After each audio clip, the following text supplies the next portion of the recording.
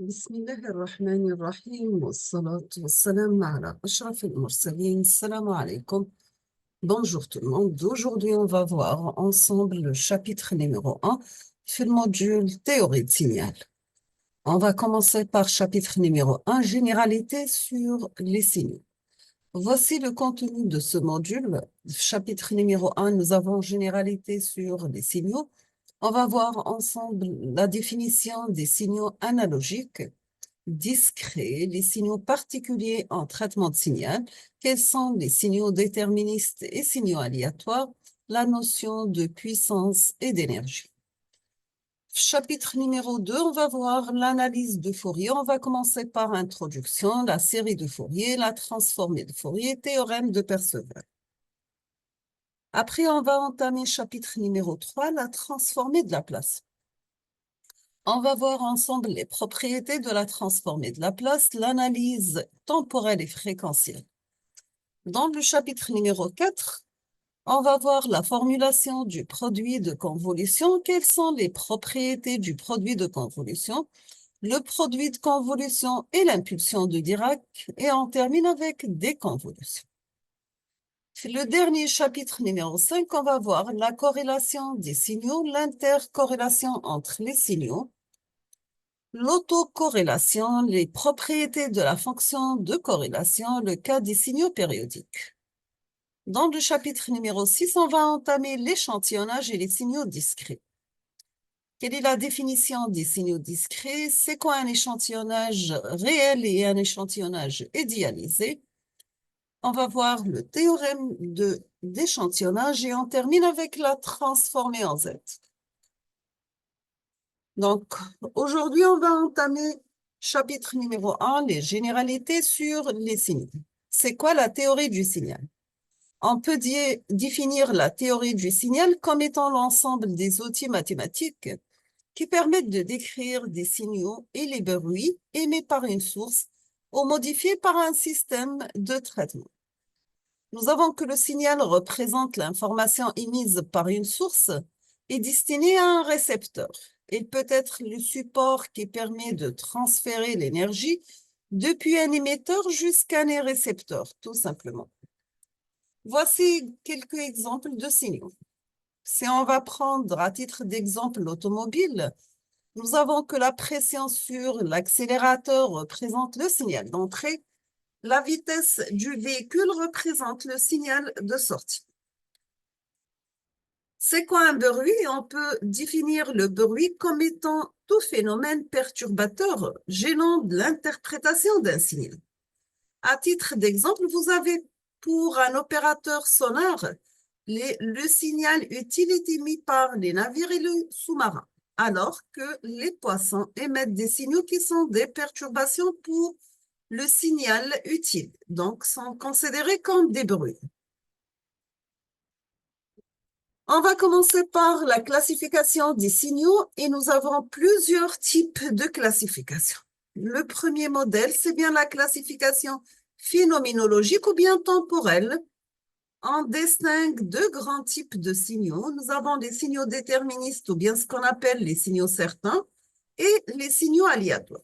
C'est-à-dire que les signaux physiques sont divisés en deux grandes parties, les signaux déterministes ou certains et les signaux aléatoires, ou bien ce qu'on appelle les signaux stochastiques.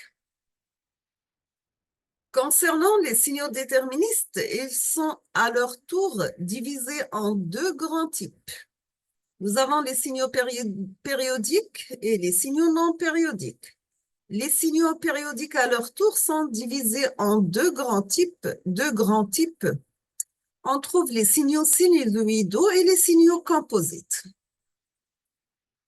Maintenant, pour les signaux non périodiques, on trouve des signaux pseudo-périodiques et les signaux transitoires.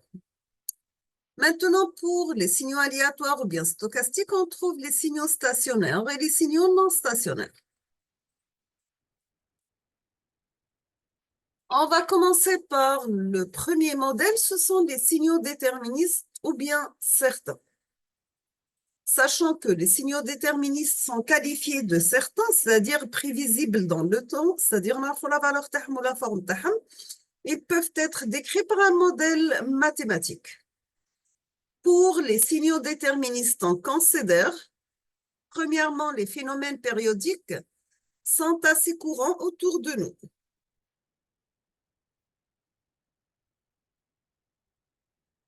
Nous avons l'alternance des jours et de nuits liée à la rotation régulière de la Terre. Un signal déterministe représenté par sa fonction f est dit périodique de période grand T si vous avez f de t égale à f de t plus grand T. C'est-à-dire il est constitué d'un motif qui se répète régulièrement. Sachant que les signaux sinusoïdaux, ce sont un cas particulier des signaux déterministes. À titre d'exemple, nous avons x de t qui est égal A sinus oméga t plus phi, donc est égal à sinus de pi ft plus phi, avec A c'est l'amplitude, oméga égale à 2pi f, c'est égal à 2pi sur grand T, c'est la pulsation, et phi c'est le déphasage. Pour les signaux composites, ce sont des signaux qui peuvent être décomposés en signaux périodiques dans le rapport des périodes irrationnelles. Deuxième classe, ce sont les signaux qui ne sont pas périodiques, c'est-à-dire les signaux non périodiques. Ils peuvent être de type signaux pseudo-périodiques, c'est-à-dire ce sont des signaux dont l'amplitude varie au cours du temps. Et pour les signaux transitoires, ce sont les signaux dont l'existence est limitée dans le temps.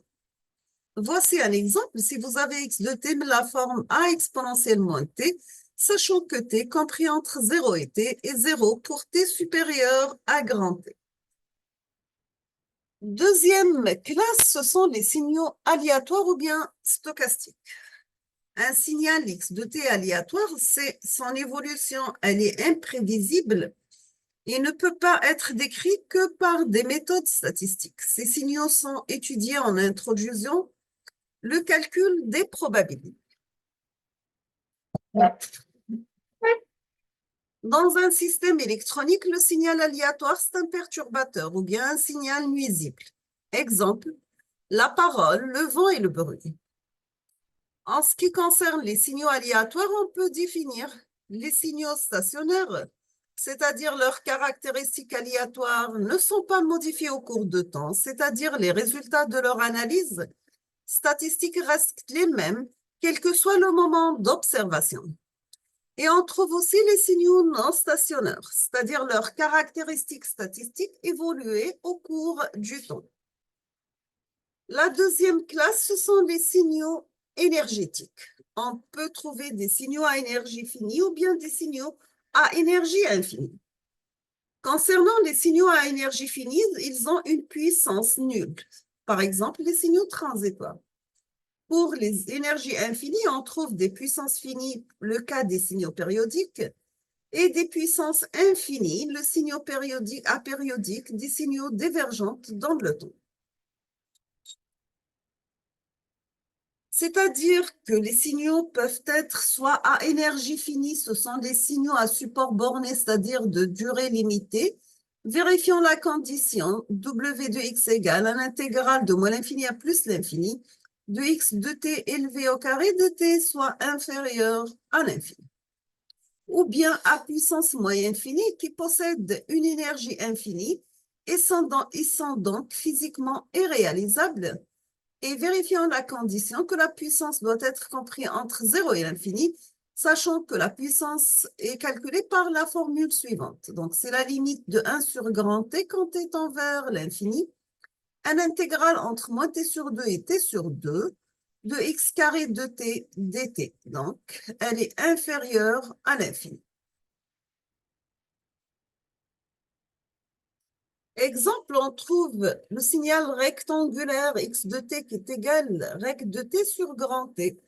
L'énergie, elle est calculée par la formule suivante. Donc, c'est un calcul d'intégrale de moins l'infini à plus l'infini de x de t élevé au carré dt. Donc, c'est l'intégrale de moins t sur 2 à t sur 2. La valeur ou bien l'amplitude de notre signal égale à 1 élevé au carré, ça reste 1 dt. Après simplification, on trouve que la valeur de l'énergie égale la période de grand T. Maintenant, pour les puissances des signaux divergents dans le temps, vérifions la condition P de x égale la limite de 1 sur grand T pour, quand t tend vers l'infini, bien sûr, l'intégrale de moins t sur 2 à t sur 2 de x de t élevé au carré dt soit égale à l'infini. Troisième classe, on trouve la classification morphologique. On distingue les signaux qui ont des valeurs à chaque instant t et les signaux qui n'ont de valeur qu'à certains instants t. Maintenant, si vous avez l'amplitude continue et le temps continu, on aura un signal analogique. Si vous avez l'amplitude discrète et le temps continu, on aura un signal quantifié. Si vous aurez l'amplitude continue et le temps discret, on aura un signal discret. Si vous avez l'amplitude discrète ou le temps discret, vous aurez tout simplement un signal numérique. Quatrième classification, c'est bien la classification spectrale. Un signal peut être classé suivant la distribution de son énergie ou bien de sa puissance en fonction de la fréquence. Le domaine de fréquence occupé par son spectre, vous avez B égale delta F égale à F2 moins F1. Donc, s'appelle la bande occupée ou bien la largeur de bande du signal. Si vous avez delta F très supérieur devant F moyenne, ou bien F max très supérieur devant F min, on peut les considérer comme des signaux à bande large. Maintenant, si nous avons delta F très inférieur devant F moyen, c'est-à-dire que F max se rapproche de F min, ce sont des signaux à bande étroite, sachant que la valeur moyenne égale à F max plus F min divisé par 2. Les signaux basse ou haute fréquence, large bande et bande étroite. Cinquième type de classification, c'est la classification dimensionnelle. Soit nous avons un signal qui contient une seule variable, donc c'est un signal monodimensionnel. Exemple, le courant électrique. Un signal qui contient deux variables, c'est un signal bidimensionnel. Exemple, l'image. Un signal qui contient trois variables, la pression ou bien la vidéo, donc tridimensionnel, 3D. Multidimensionnel, au-delà de 3, donc c'est un signal qui contient n variables, exemple les ondes. On passe maintenant aux fonctions et signaux élémentaires et on va commencer par la fonction échelon unité ou bien l'échelon de Heaviside. Heaviside égale à plus 1 pour t supérieur égal à 0, égal à 0 pour t inférieur à 0, égal à 1 demi, c'est t égal à 0. Donc, on appelle ça la représentation mathématique. Et sur cette figure, c'est la représentation graphique. La fonction signée, elle est égale à 1 pour t positif, égale à moins 1 pour t négatif, égale à 0 pour t égale à 0. Voici sa représentation graphique. Pardon. La fonction porte recte. Recte égale à plus 1 pour t compris entre moins t sur 2 et plus t sur 2 égale à 0 ailleurs. Règle de t égale à plus 1, le centre, égale à 0, moins l'infini, moins t sur 2, égale à 0, même t sur 2 jusqu'à plus l'infini.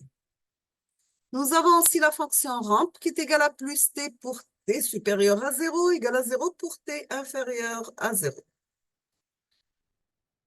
On trouve aussi la fonction triangulaire, donc qui est égale à 1 moins la valeur absolue de t sur grand T. Donc, on a l'équation de cette droite, c'est 1 plus t sur grand T. Et cette équation, c'est 1 moins t sur grand T. Donc, 0 ailleurs. Au-delà de l'intervalle, moins t plus t. On trouve aussi l'impulsion de Dirac, ou bien ce qu'on appelle le pic. Un pic, un Dirac de t égale à plus 1 pour t égale à 0, égale à 0 ailleurs. Donc, voici la représentation. C'est une flèche vers le haut d'amplitude égale 1. Maintenant, pour la peigne de Dirac ou bien le train d'impulsion, il est défini par Dirac t de t égale la somme pour k varie de moins l'infini à plus l'infini de Dirac de t moins kt, sachant que k varie, prend les valeurs 0, plus ou moins 1, plus ou moins 2, plus ou moins 3, etc. Et voici sa représentation. Donc, c'est un ensemble de Dirac. Le sinus cardinal, nous avons sinus cardinal de t égale sinus pt sur pt. Sachant que sinus cardinal de t égale à 1 lorsque t tend vers l'infini. Et l'intégrale de moins l'infini à plus l'infini de sinus cardinal de t dt égale à 1. Voici sa représentation graphique. Donc, tout ce qui est en rouge, c'est bien le sinus x sur x. Et en bleu, on trouve sinus px sur px. On va s'arrêter ici aujourd'hui. Dans la prochaine vidéo, Inch'Allah, on va voir ensemble l'analyse de Fourier, qui est divisée en deux grandes parties, la décomposition en série de Fourier et la transformée de Fourier. Je vous remercie infiniment pour votre attention et à la prochaine vidéo. Merci.